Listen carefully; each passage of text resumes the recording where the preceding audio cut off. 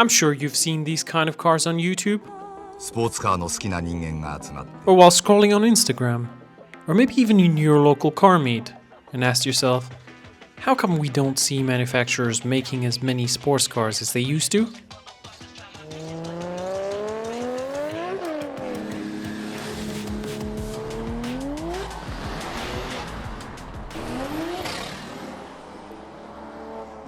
I grew up fascinated by Japanese sports cars. Their soul, their unapologetic attitude. Back in the 90s, sports cars were cool, and Japanese manufacturers were making a lot of them. But somewhere along the way, they stopped making these pure, raw, and mechanical sports cars that had once grown super popular. I still remember the first time I saw one of these cars on screen. I wasn't expecting a movie to change how I saw cars. But there was. A glimpse into the world of what Japanese performance cars looked like. It wasn't just about speed. They had a story, a personality that felt both accessible and aspirational. A look into the world of tuning and how these modest Japanese cars can absolutely transform into rocket ships with just a few bolt-ons. That movie, for me at least, wasn't just entertainment.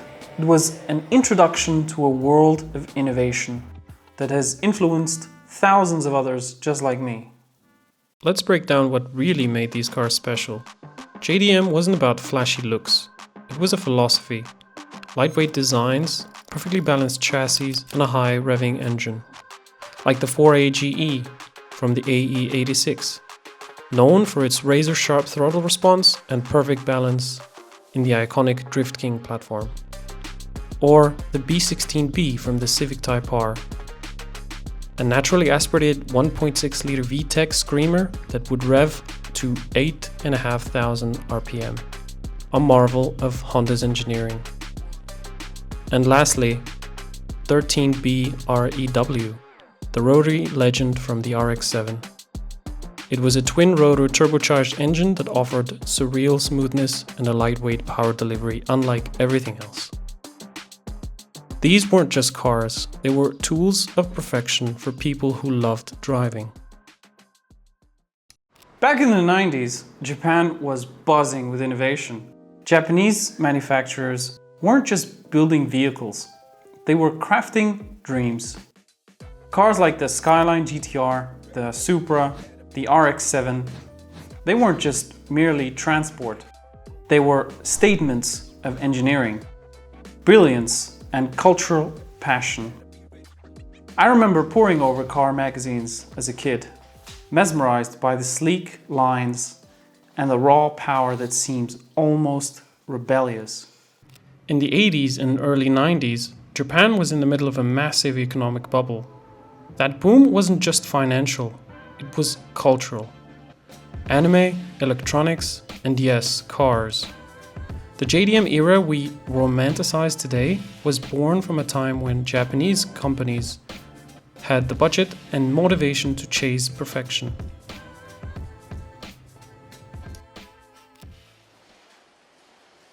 As the 2000s rolled in, the world grew smaller and tastes changed. Global ambition started to dictate design. Manufacturers, once focused solely on the pure spirit of the Japanese market, began to cater to a global audience. Suddenly, those rebellious little machines were designed with compromises, cleaner emissions, higher safety standards, and a more homogenized design. And while this meant better reliability, something essential was lost. Meanwhile, in Japan, another quiet revolution was happening: the K-car movement. Small, efficient, and tax-friendly, these cars reflected the everyday needs of urban Japan. While the world saw Supras and GT-Rs, Japan itself was embracing tiny, quirky cars built for function over fun. As the decades progressed, the landscape began to shift. Economic factors, changing consumer preferences, and the rise of SUVs and sedans started to erode the dominance of these spirited machines. By the late 90s, the market share of Japanese sports cars had significantly declined, marking the end of an era. Today, finding a car that still carries this pure JDM spirit, well, that feels like hunting for a relic. Manufacturers nowadays produce vehicles that are just engineered for the mass markets, often sacrificing that edgy personality for global safety and efficiency standards. For me, it's like watching a once vibrant painting slowly fade. The essence remains, but the colors aren't just as bold. The era of pure, untamed JDM is in many ways a bittersweet memory. Scrolling through these listings feels like navigating a time capsule, except that the prices have skyrocketed into the future, that is. The R34 you once admired as a kid is now commanding prices that rival today's luxury cars. The Toyota Supra, once a symbol of affordable performance, has become a collector's gem with a price tag to match. The lower the miles, the higher the price goes. This is not just nostalgia at play here. It's a reflection of a market where demand far outpaces supply. Enthusiasts and collectors are vying for these mechanical masterpieces, driving prices to unprecedented heights. It's a testament to the enduring legacy of these cars and the passion they continue to ignite. What the manufacturers dialed back, the streets turned up. Tuning culture took these reliable performance platforms and pushed them beyond their limits, from HKS to greedy to home garage builds. It became about personal expression and breaking records. Despite these changes, the legacy of JDM lives on for me and many others. It's more than just about cars. It's a piece of our youth, a symbol of unrestrained innovation.